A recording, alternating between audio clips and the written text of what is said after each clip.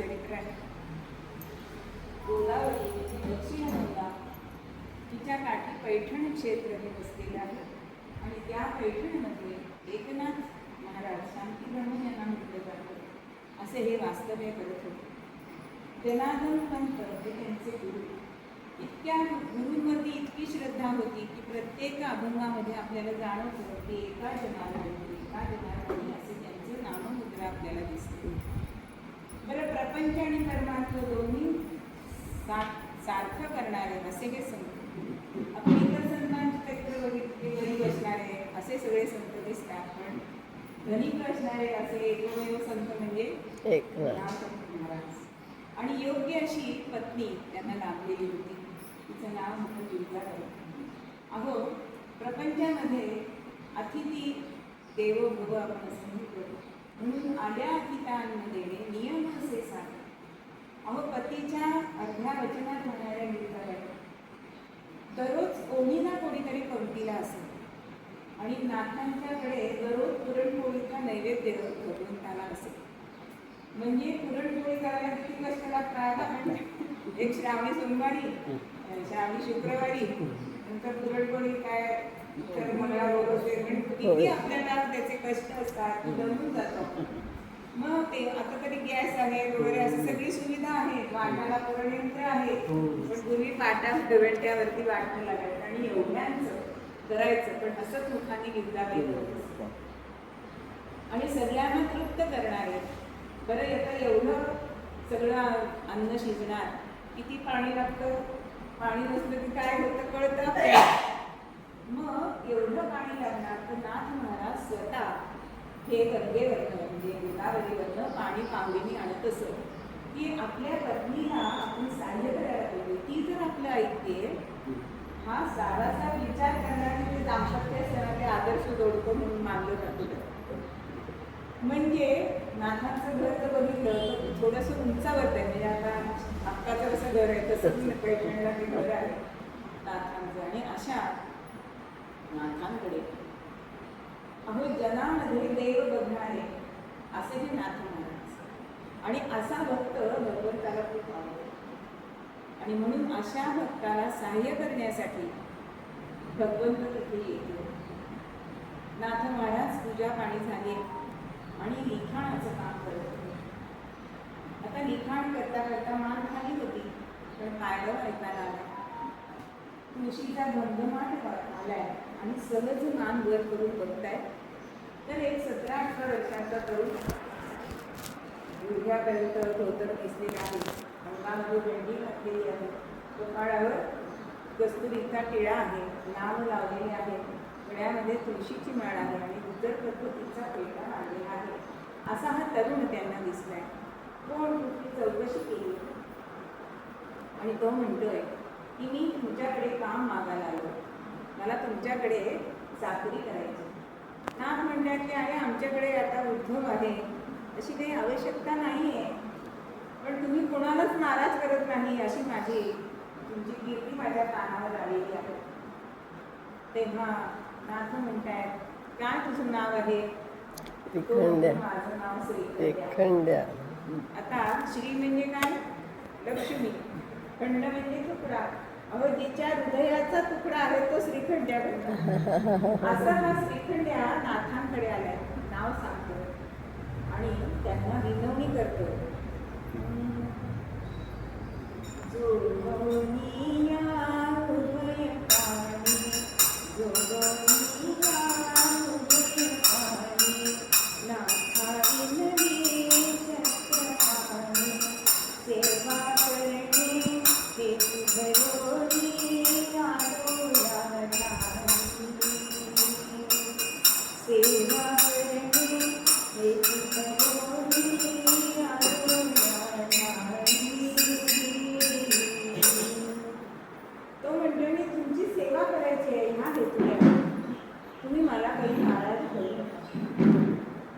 एवढी विनवणी करतोय म्हणून नाथ म्हणताय बरं मग तू पगार काय घेणार?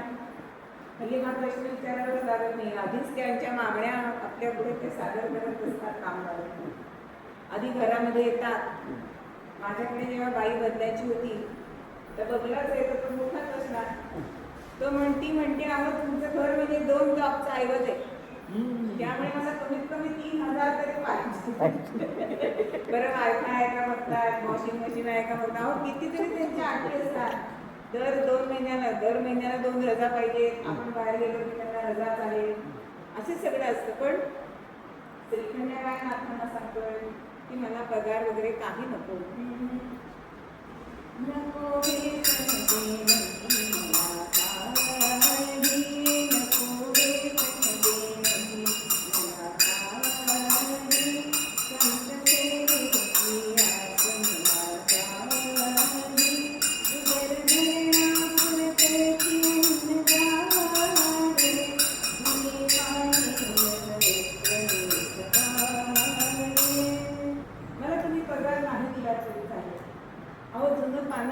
तुम्ही नेसलेलं धडू तर दिलं तरी चालेल, गोळाभर अन्न पोटाला द्या, पण मला इथे सेवा करू द्या. भगवंत का करत असतो? ह्या भक्तांच्या भक्तीचं एवढं ऋण भगवंताच्या डोक्यावर होतं की ते इतका भार होतो. आपल्या डोक्यावर भार झाला की आपण खांद्यावर घेतो की नाही, म्हणून भगवंत तो भार कमी करण्यासाठी खांद्यावर येण्यासाठी भक्तांची चाकरी करत असतो. आणि नाथ म्हणतायत की तू पगार मिळणार नाहीस, काम तर करायचं म्हणतोयस, बरं मग मी तुझं लग्न लावून देईन. आता भगवंत मला म्हणतात कशाला, 16,108 आहेत ऑलरेडी. बरं म्हणतोय. आणि काय काम करायचं नाथ मला विचारतो. नाथ म्हणतात गिरजाबाईंना काय हवी ती मदत करा. उद्धव आहेच, पण तुम्हाला मुख्य काम काय आहे? तो गोदावरीवरनं ही कावड आणून हा रांजण तिथे भरायचा आहे, तो सतत भरलेला राहायला पाहिजे. आणि मग दुसऱ्या दिवशीपासून श्रीखंड्याची सेवा सुरू केली. श्री एकनाथ सदनी माधवजी सर्व कामही परिपूर्ण, स्वकरे चंदन घाशी गंगेचे पाणी कावडी भरितो.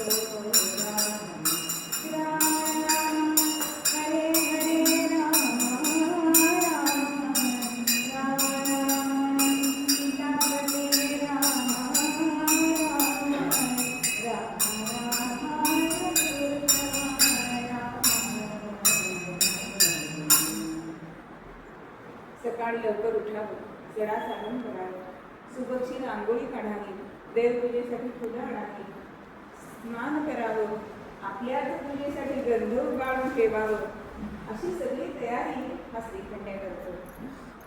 त्यानंतर नाथ 10 वाजता लिखाणाचं काम करायचं. मग त्यासाठी ते डेस्क असतं ते मांडून ठेवायचं, चांगली शाई लुटून ठेवायची, डोळीला टोप करून ठेवायची, रोटी भांडं पाण्यासाठी ठेवायचं, कागदाचा दस्ता तिथे ठेवायचा, अशी सगळी ती तयारी. संध्याकाळी कथा कीर्तन भारूड असं वाड्यावर असायचं.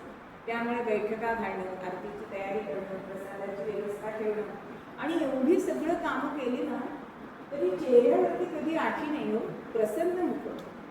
आणि एवढं करून थांबायचं नाही तर त्यांचे जे आजोबा चक्रपाणी त्यांचे पाय चेपत असेल, त्यांच्या आजीबा वाती वळायला मदत करत असेल, गिरजाबाईंना हर कामात भाजी चिरायची असू देत, त्यांचं बाजारातलं काही असू देत, ते आणून द्यावं.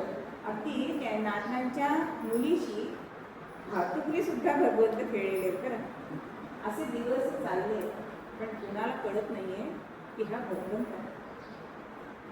अशी क्रमित द्वादशाब्द सदनी सये तो हरी, राज भगवंत मान कळले कुणाला तरी. अहो 12 वर्ष झाले तरी सुद्धा एकालाही कळलं नाही की हा भगवंत आहे. अहो भगवंताला आपल्या भक्ताची किती आठवण असते बघा. भगवंताचं जर आपण चित्र बघितलं शेषशाही भगवान, तर आपली कामिनी कुठे आहे? पायाशी. पण भक्ताची कावड कुठे आहे? खांद्यावर आहे. म्हणजे हृदयापासून कोण जवळ आहे? भक्ताची कावड जवळ आहे. असे 12 वर्ष होत आहेत, पण कोणालाही भगवंत आहे हा कळलं नाही. इकडे द्वारकेमध्ये एक मोहनदास नावाचा ब्राह्मण तपश्चर्येला बसलेला होता. गोमती तीर तुळशी वन, वृक्षातळी घालो आसन, सुमनी पूजनी श्री चरण मनी ध्यान कृष्णाचे. 12 वर्ष तपश्चर्या करतो. कशासाठी? तर मला भगवंतांनी हा नरजन्म जो दिलाय, त्या जन्मामध्ये जो मला आनंद त्यांनी दिलाय, तो आनंद त्यालाच अर्पण करायचा आहे. म्हणून हा मोहनदास तपश्चर्या करतोय की भगवंताचं मला दर्शन घ्या. आता 12 वर्ष तपश्चर्येला झाली आहे, पण भगवंताचं दर्शन नाही. मन कट्टू होत आहे. आणि एक दिवस मात्र भगवंतांनी दृष्टांत दिलाय स्वप्नामध्ये की तुला जर माझं दर्शन हवं असेल तर मी इथे नाहीच आहे. मी कुठे आहे? जाजणी नाथ गृहाण ब्राह्मणा, जाजणी नाथ गृहाण पैठणचे भक्त दिवसे, पैठणचे भक्त दिवसे कौतुक हेची पहा ब्राह्मणा, जाजणी नाथ गृहाण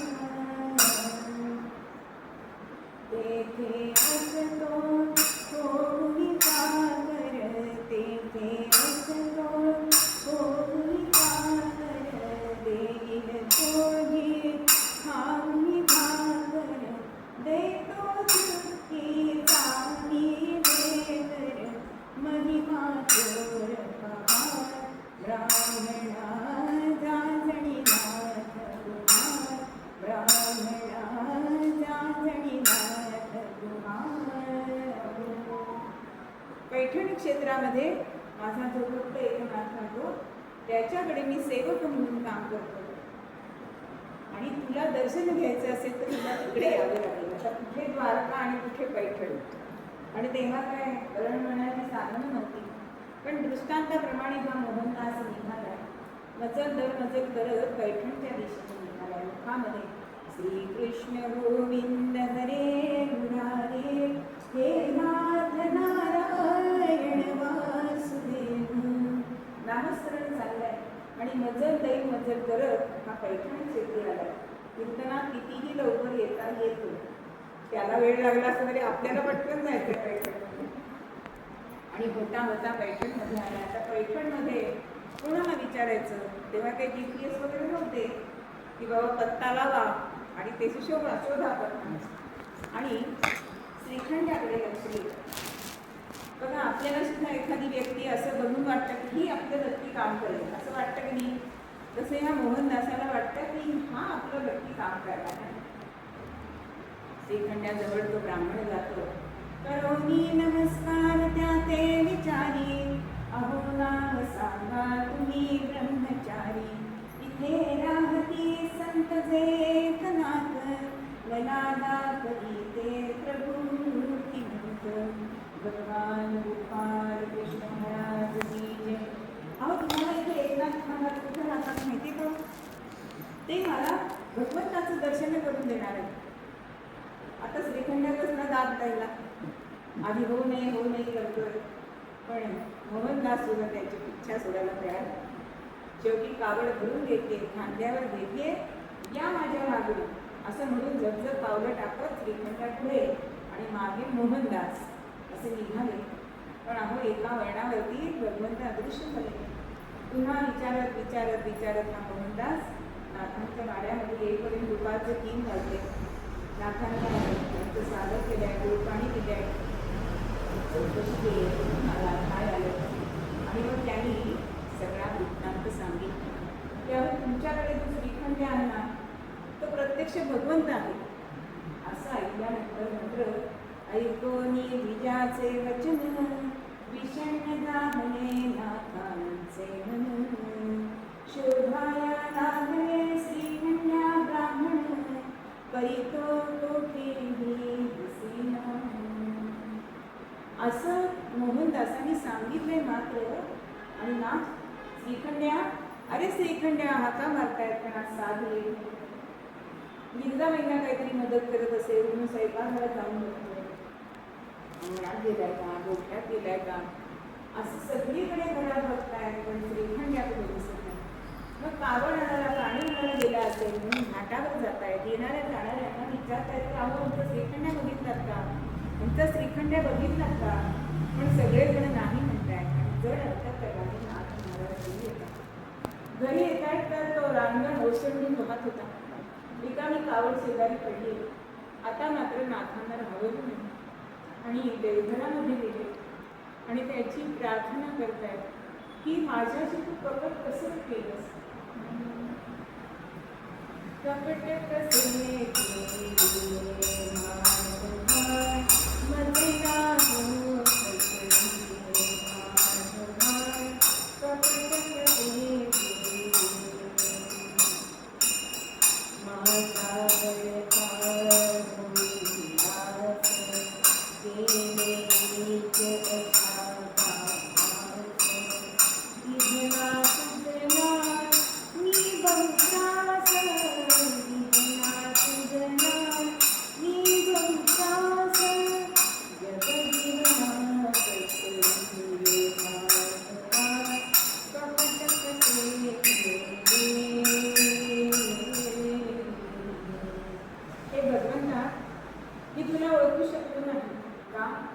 मला लहानपणी दत्त दर्शन झालं, त्याचा थोडा अभिमान झाला म्हणून तुला मी ओळखू शकलो नाही.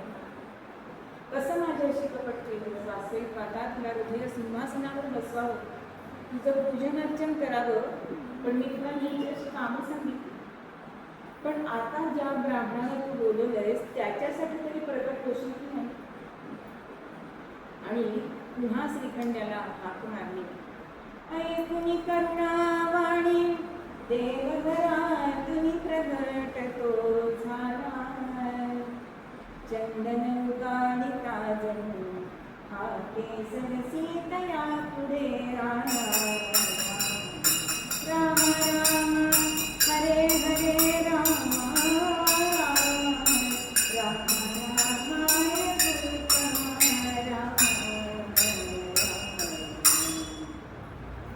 सगळी आत्ताच हाक आली ऐकून लगेच तो बाहेर आलाय.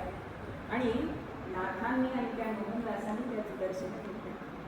मोहनदासांनी आपला सगळा आनंद त्याच्या चरणी अर्पण केला. आणि नाथ म्हणतात, नाथांना भगवंत म्हणतात की आता आम्ही इथे राहणार नाही, कारण आता रूप कोणाचं आहे ते कळलंय, पण आता आम्ही तुमच्या बोरूवरती सूक्ष्म रूपाने वास करू.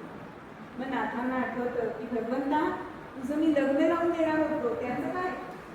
तेव्हा भगवंत नाथांना सांगतायत की तू रुक्मिणी स्वयंवर नावाचा ग्रंथ लिही, म्हणजे माझा विवाह लावण्याचं पुण्य तुला मिळेल. आणि या रुक्मिणी स्वयंवराचे असं खासियत सांगतात की ज्यांचं लग्न जमत नसेल त्यांनी जर हा ग्रंथ वाचला तर लग्न करतात. मला अनुभव नाही, पण असं सांगितलं जातं. आता ज्या वेळेला पैठणला वाड्यामध्ये माझं कीर्तन झालं तेव्हा तिथे खांबाला सगळेजण हळदी कुंकू लावत होते बरं का. तर म्हणजे खांबाला का लावतायत, त्या खांबाशी कोणी बसायचं नाही वगैरे, याचं मोठा चौसष्ट वाडा आहे, म्हणजे इकडे रांजण आणि माझं इथे कीर्तन असं चाललेलं. तर त्यांनी सांगितलं की जो देवघरातून प्रकट झाला तो ह्या खांबाशी झाला, त्यामुळे तिथे श्रीखंड्याचा वास आहे अशी भावना आजही लोकांची आहे. आणि मग भगवंत तिथे अदृश्य झाले. नाथांनी रुक्मिणी स्वयंवर तिथे एक ग्रंथ लिहिलेला आहे आणि पुढे नाथांच्या बोरूवरती सूक्ष्म रूपाने, म्हणून नाथांचं जे वाङ्मय आहे ते प्रासादिक का आहे, तर भगवंत तिथे सूक्ष्म रूपाने पाहायला गेले. आणि अशी निष्ठा नाथांनी भगवंतावर ठेवली म्हणून भगवंत प्रत्यक्ष त्यांची सेवा करायला आले. आपल्याला त्यांनी सेवा करायला यावं असं नक्कीच आपल्याला वाटणार नाही, पण आपल्या मदतीसाठी यावं असं तरी नक्की वाटणार नाही. मग जर नाथांनी जशी निष्ठा ठेवली तशी जर आपण निष्ठा ठेवली तर तो आपल्यासाठी का बरं येणार नाही. म्हणून निष्ठावंत भाव भक्तांचा स्वरूप. भक्तांनी आपला धर्म कधीही सोडू नये, भगवंताची कास कधी सोडू नये, हेच मूलतत्वामध्ये आपल्याला तुकोबा सांगतात. निष्ठावंत भाव